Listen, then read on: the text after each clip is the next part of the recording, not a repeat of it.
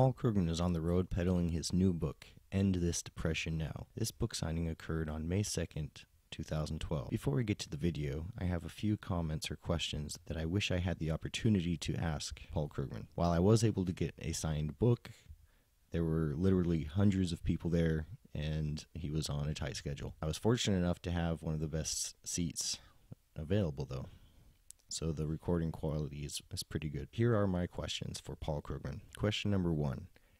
Have you read Nobel Prize Laureate James Buchanan's Public Principles of Public Debt? I ask this because Paul Krugman tries to act like that anyone who disagrees with him is out of mainstream or radical, when a Nobel Prize laureate would starkly disagree with him when he makes arguments that debt doesn't matter because we owe it to ourselves. Number 2.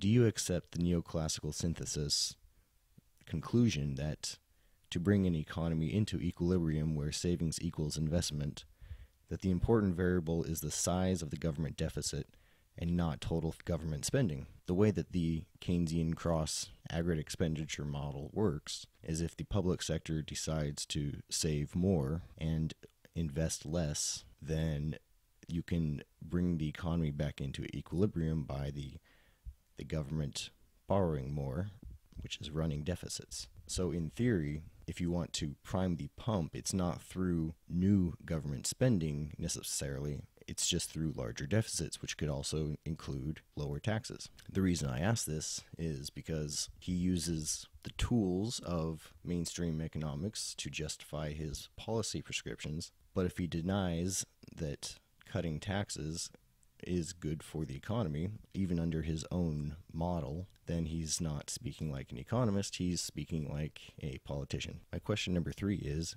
wouldn't across-the-board tax cuts be more timely, targeted, effective, and temporary than spending programs?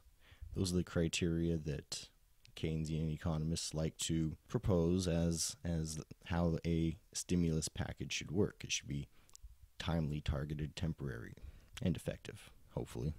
So while it takes literally a year and a half to start your average public infrastructure program after you do all the litigating and you have to get the environmental impact surveys and whatnot, whereas if you do either tax deductions or rebates or payroll tax cuts or fiscal transfers, those are immediate. Yet he doesn't advocate for that. He advocates for more spending. Later in the video, you'll see he talks about hiring teachers as the first thing that we should do. I'm not here to debate whether we should have more or fewer public school teachers. I don't know what the right amount is, but he's talking about it as job creation and not whether there's actual demand for or need for those jobs. This implies that he is in favor of job creation for the sake of job creation and not for the efficient allocation of resources. Question number 4.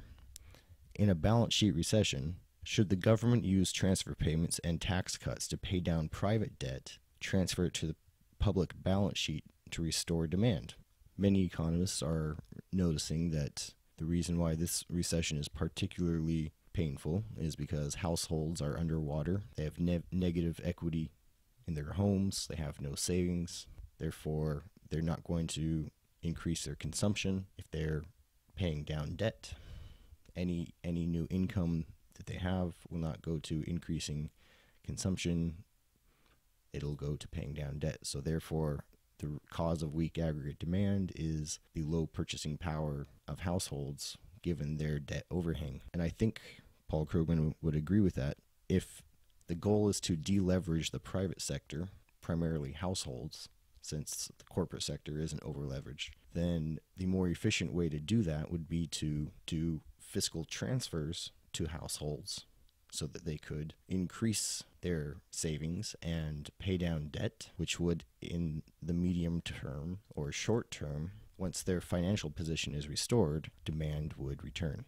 Whereas simply hiring people for the sake of making jobs would not necessarily increase demand, as those incomes would still go to paying down debt. Question number 5 is about currency devaluation and decreasing real wages to decrease unemployment. I have seen Paul Krugman write multiple times in his blog about proposing currency devaluation both in America and in Europe for the purpose of lowering unemployment. This is one of the outcomes, the logical outcomes of Keynesian policy prescriptions, is that because wages are sticky, nominal wages will not fall. So the way to offset that is to create inflation so that the value of other things rises relative to wages. This is ironic because most economists who carry the banner of Keynes would not admit that their goal is to decrease workers' real wages.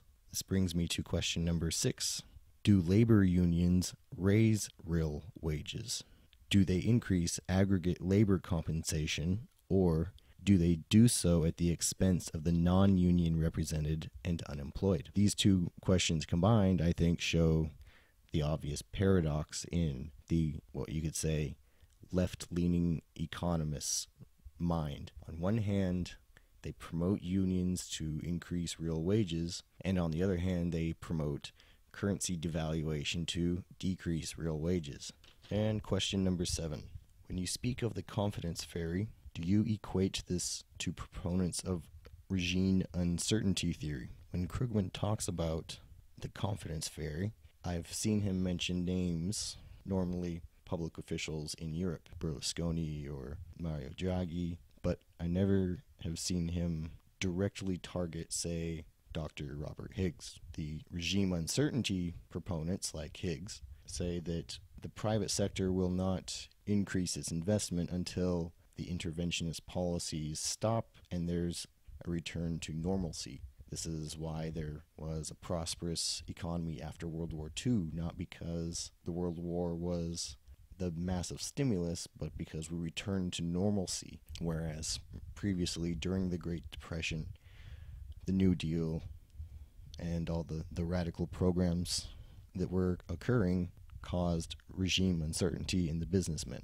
And question number 8. Since Krugman always rails against the confidence fairy, when FDR said in his inaugural address, "There is nothing to fear but fear itself," was he not invoking the confidence fairy?